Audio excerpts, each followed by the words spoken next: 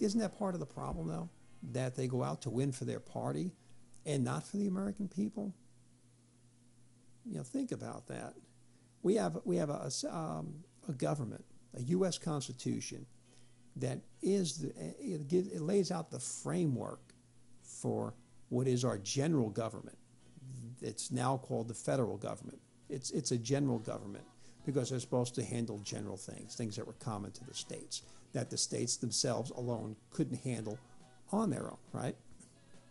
So this framework lays out, and it's laid out in such a brilliant way, it really is, that there's a separation of powers. The power is invested in one thing, one entity, like Congress. Congress doesn't have all the power. The Supreme Court doesn't have all the power. The executive branch, they're separated. And you have to stop and ask yourself, well, why, in designing this government, would they want to separate these powers? Why would they want that? Why would they want a system of checks and balances? Wouldn't it just be easier if we had like a king who had all the power and they make all the decisions whenever they wanted to? Wouldn't that just be easier? The answer is no. That would not be easier, nor is it desirable. That was actually the situation we're trying to get away from way back when.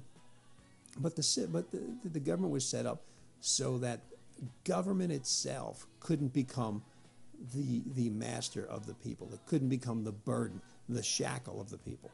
All right, so that the government itself would be contained, that we the people and the states that represent us would be in charge of this general government that had these very specific, limited things to do, limited, responsibilities, would be able to do those, very limited powers, that it would be able to take care of certain items. And that's why there was a separation of power, so no one entity could grab all that power, right? But what happens if one entity had all that power? What if there was a president elected, and we're going to take, hypothetically, a president's elected, and he says, you know what, Congress, we don't need Congress. Congress, you go home. He sends Congress home. He says, I have a cabinet. I can take care of it myself. Matter of fact, I'm going to create a department, and I'm going to call it Congress, and I'm going to have a czar, and he's going to take care of everything, and I'll have this whole other group. So Congress, all of your functions, don't need you anymore.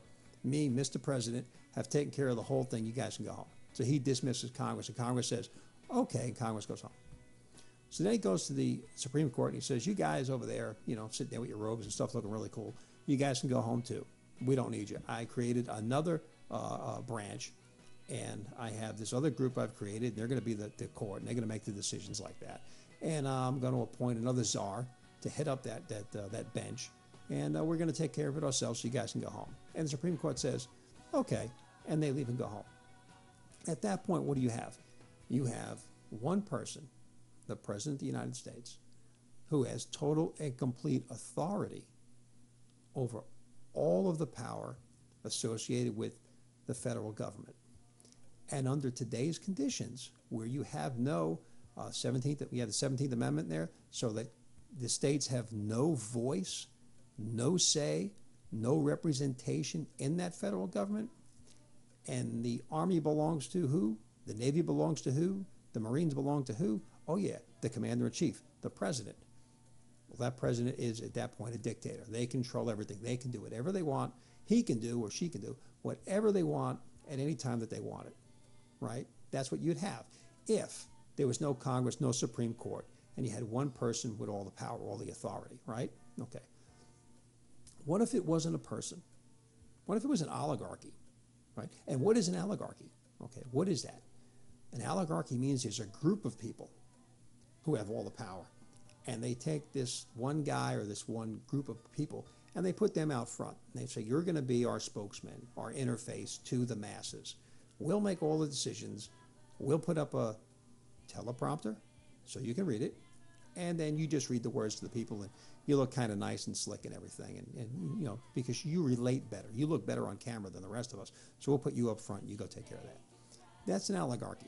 It's not like a king, like one guy makes all the decisions, that's the end of it.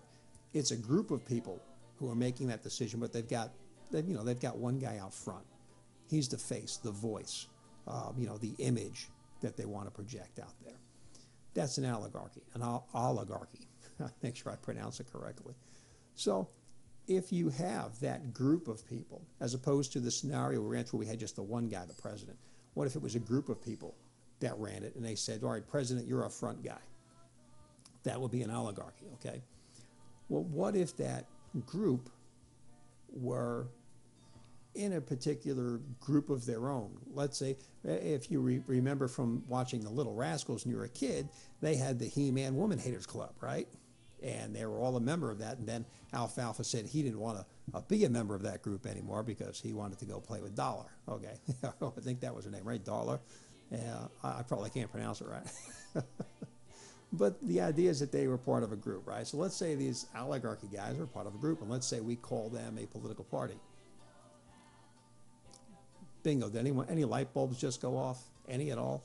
What happens if a political party, let's say Republicans, take both houses of Congress and the executive branch, and they take those things for a prolonged period of time to the point where they have made all of the appointments to the Supreme Court?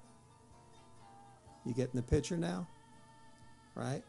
You would then have this party, the Republican Party, controlling all the power of the federal government. The party would control that. And they would have as their front man whoever their elected president was. Right? Go back a few years ago and it was George Bush. Now that's a pretty scary thought. George Bush being the best that the Republicans had to put forward to interact with us. That's pretty scary. At least with Obama, he's he can speak, so there's something that he can read the teleprompter anyway. But when you have a situation like that, it can get scary when you have one political party maintaining and overseeing encompassing all of the power of the federal government. That can be a dangerous thing. Now, same thing holds true with any political party when they get to that point. Now, Democrats, they had the presidency, they had the House, they had the Senate, and the Supreme Court is evenly divided. So they were halfway through the Supreme Court. All right. They were extremely close, within what, within four Supreme Court seats of having 100% of all the authority of the federal government at their disposal. So does that make the President of the United States the most powerful person in the free world, in our country? We'll just limit it to the country. Does that make him the most powerful person? Or is it the chairman for the political party who is steering all of this?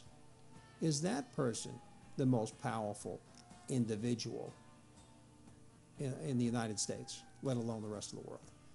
That's an interesting question. Who's really in charge?